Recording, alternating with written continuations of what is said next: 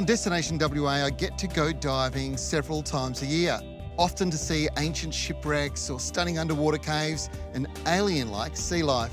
However, it's not always diving conditions, which is why I'm so excited with my destination here today. I'm in Freo. This is the WA Shipwrecks Museum. It is truly remarkable. Every West Aussie should visit this at least once. The marine archaeology in here is just something we've all got to see. It tells so much about our history, so let's check it out. Located on Whadjuk Nyoongar land, the buildings themselves are historic. The museum is housed inside the Fremantle Commissariat buildings. These were amongst the first buildings built here in WA by convict labour. Start your exploration here in the entrance gallery, where you can find artefacts from a number of wrecks, including the cannon from Australia's earliest known shipwreck, the Trial, wrecked on Ritchie's Reef in 1622. The vessel was discovered in 1969. The centrepiece of this museum is undoubtedly the Betavia Gallery, where you can find the reconstructed remains of Australia's second oldest shipwreck, the Betavia.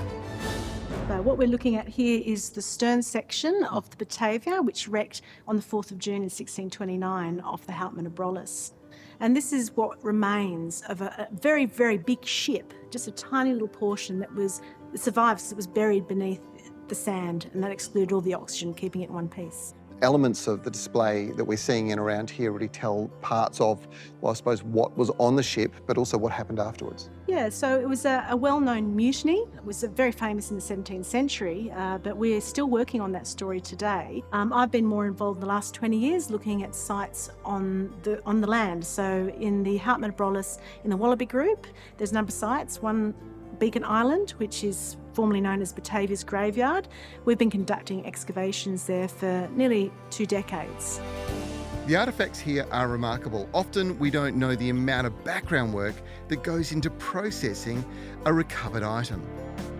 Before any piece makes it to the museum, it passes through the materials conservators.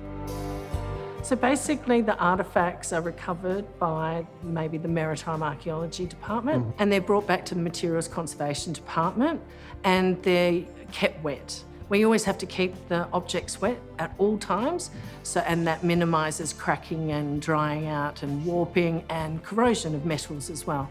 So when they come back here, we separate them into their different material types because every material type has a different chemical treatment that has to be applied.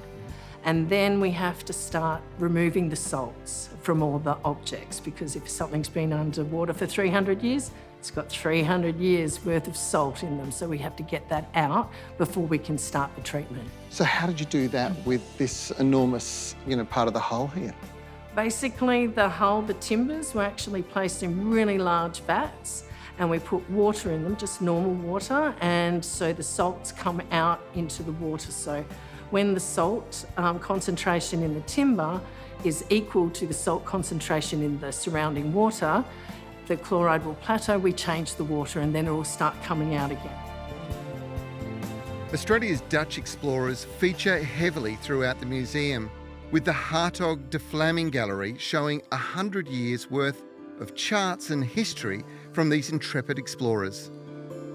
If you're looking for something more in-depth, the Dutch Rex Gallery is home to silver, lace, pottery, amongst the many artefacts recovered from a number of different wrecks. The WA Shipwrecks Museum is open from 9:30 a.m. to 5:30 p.m. And for any history buffs out there, I cannot recommend this enough. For more information, make sure to head to our website.